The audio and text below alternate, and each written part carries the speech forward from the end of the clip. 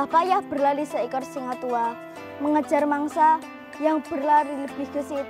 Saya Rizky Alfiah, SD Watusoma 2, inilah kisah Uwais pemuda penghuni langit. Assalamualaikum warahmatullahi wabarakatuh.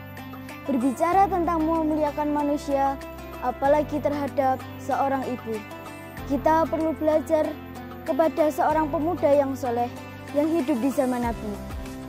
Pemuda ini tinggal di Yaman dan namanya Uwais Al-Qarni. Uwais Al-Qarni bukan pemuda terkenal, namun ia pernah disebut Rasulullah SAW sebagai pemuda yang dicintai Allah Subhanahu wa Ta'ala dan terkenal di langit. Dikisahkan Uwais Al-Qarni sehari-hari mencari nafkah dengan berdagang dan mengembala kambing milik orang lain. Ia masuk Islam dengan beberapa sahabat yang diutus Rasulullah SAW berdakwah di Yaman. Di rumahnya yang sangat sederhana, Uwais Al-Qarni hidup berdua dengan sang ibu yang menderita penyakit lumpuh. Satu hari dia berkata, "Tidak akan pernah terlontarkan dari mulut ibuku kecuali akan kulakukan yang ia inginkan."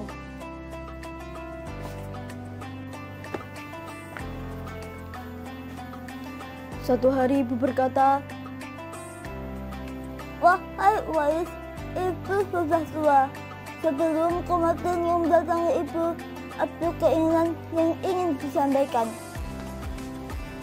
"Apa itu, Ibu? Katakan." "Ibu ingin pergi haji, Nak."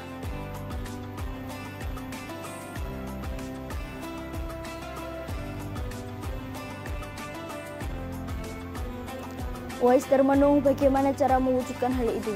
Sedangkan mereka berjarak ribuan kilometer dari tanah suci dan keadaannya sangat miskin. Namun Uwais tidak menyerah begitu saja. Uwais melatih dirinya untuk menggendong ibunya ke kota Mekah.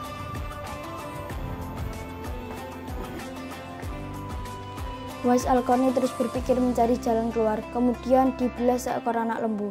Kira-kira untuk apa anak lembu itu? Tidak mungkin pergi haji menaiki lembu. Uwais Al-Qarni membuat kandang di puncak bukit. Naik turun bukit sambil menggendong anak lembu tersebut. Uwais gila, kata orang yang melihat tingkah laku Uwais. Ya, memang banyak orang yang menganggap aneh karena kelakuannya tersebut.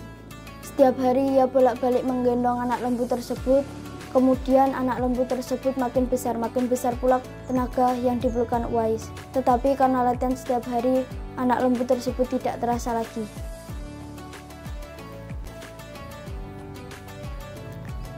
Setelah 8 bulan berlalu, sampailah musim haji. Lembu Uwais kurang lebih mencapai 100 kg. Begitu juga otot Uwais yang makin kuat. Ia menjadi bertenaga untuk mengangkat barang. Tahukah orang-orang apa maksud Uwais menggendong lembu setiap hari? Ternyata ia berlatih menggendong ibunya dari Yaman ke kota Mekah. Subhanallah, alangkah cintanya Uwais terhadap ibunya.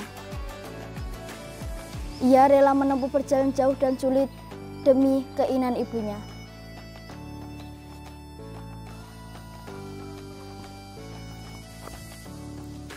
Teman-teman, ada kisah menarik lainnya loh.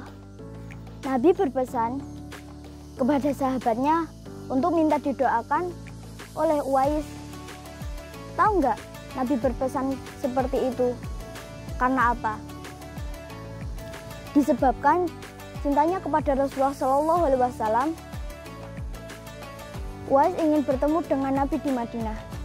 Tetapi keinginannya selalu dipendamnya karena ia memiliki ibu yang sakit-sakitan dan tidak bisa ditinggal lama. Suatu hari, ia menyampaikan keinginannya kepada ibunya. "Wahai Ibu, aku ingin bertemu dengan Nabi di Madinah. Apakah aku boleh?" "Ya Nak, kamu boleh bertemu Nabi di Madinah.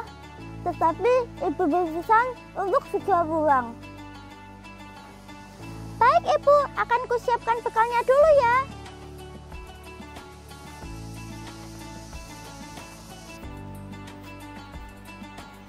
Halo teman-teman, kita lanjut cerita yang tadi ya.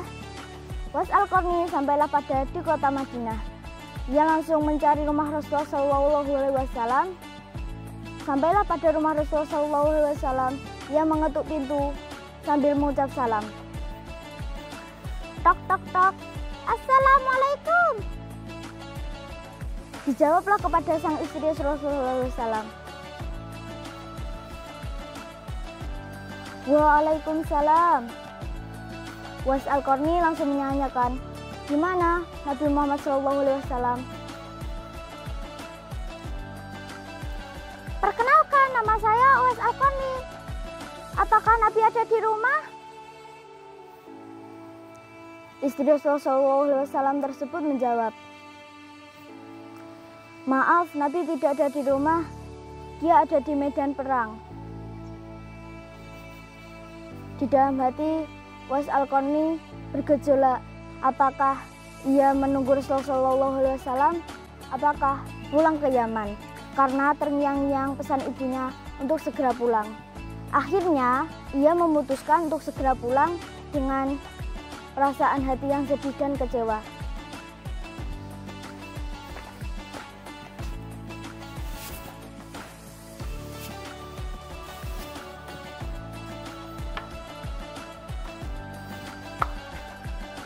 Oke teman-teman, kita lanjut lagi ya. Peperangan telah usai. Nabi pun pulang ke Madinah. Sampainya di rumah, Nabi bertanya kepada Siti Aisyah, apakah ada yang mencarinya? Nabi Muhammad menjelaskan, Uwais Al-Qarni, pemuda yang sangat berbakti kepada kedua orang tuanya dan pemuda penghuni langit.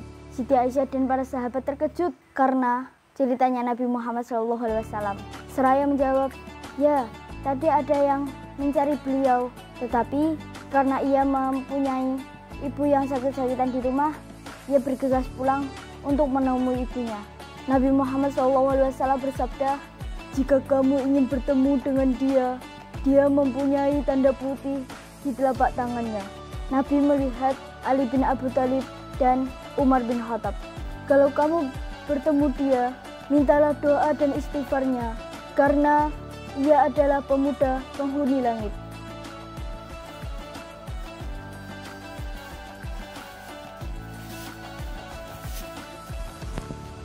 Baik teman-teman, kita lanjutkan ceritanya ya.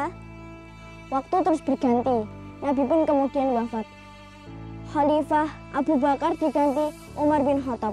Umar bin Khattab kemudian teringat sabda Rasulullah SAW tentang Uwais Al-Qarni, pemuda penghuni langit. Beliau mengingatkan Ali bin Abi Thalib tentang sabda Rasulullah SAW tentang Uwais Al-Qarni. Setiap hari sejak ada rombongan dari Yaman, mereka selalu menanyakan Uwais Al-Qarni, si pemuda penghuni langit, si fakir miskin dan tidak mempunyai apa-apa, dan kerjanya mengembala domba dan mengembala kambing setiap hari. Suatu ketika Uwais Al-Qarni bersama mereka rombongan dari Yaman ke Madinah. Melihat rombongan dari Yaman, Khalifah Umar dan Ali segera menanyakan apakah ada Uwais bersama mereka. Ternyata Uwais Al-Qarni sedang menjaga unta-unta di perbatasan kota. Melihat jawaban itu, Khalifah Umar dan Ali segera menjumpai Uwais Al-Qarni. Sesampainya di sana, Khalifah Umar dan Ali segera memberi salam. Tetapi rupanya Uwais Al-Qarni sedang sholat. Setelah mengakhiri sholatnya, Uwais Al-Qarni menjawab salam dan mendekati kedua sahabat Nabi dan mengulurkan tangan sambil bersalaman.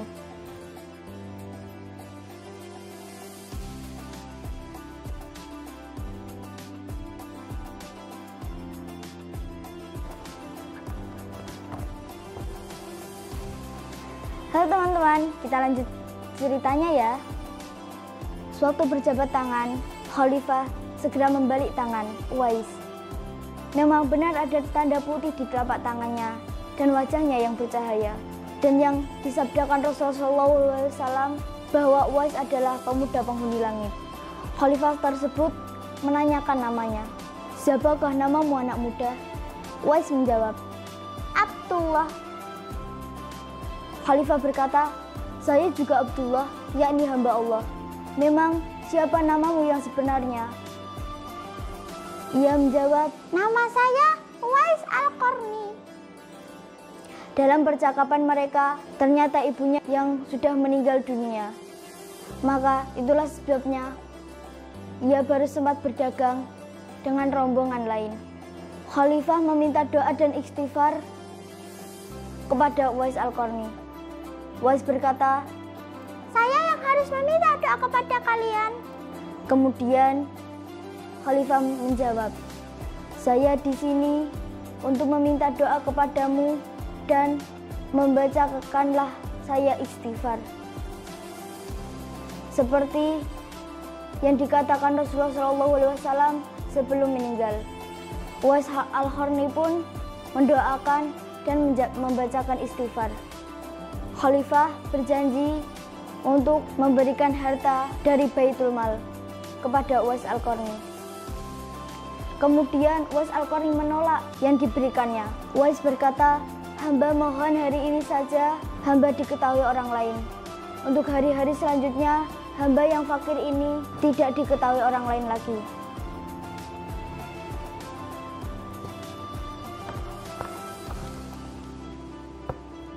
Halo teman-teman, dari kisah Uwais Al-Qarni ini, semoga kita dapat memetik pelajaran dan kita semoga dapat keridhaan Allah Subhanahu wa Ta'ala dengan cara kita berbakti kepada kedua orang tua kita. Semoga cerita ini dapat menginspirasi kalian semua untuk berbakti kepada kedua orang tua. Saya Rizky Alfiah dari SDN Watu Somo 2 mengucapkan selamat menunaikan ibadah puasa.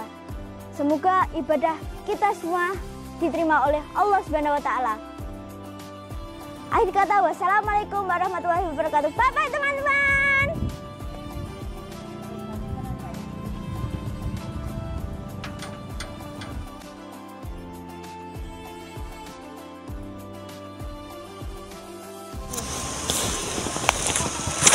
Urung. Iya.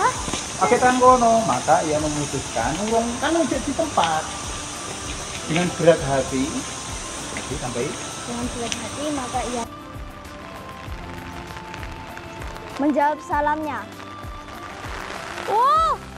Udah. cut. Yes. Yang sempurna, perfect ini mau.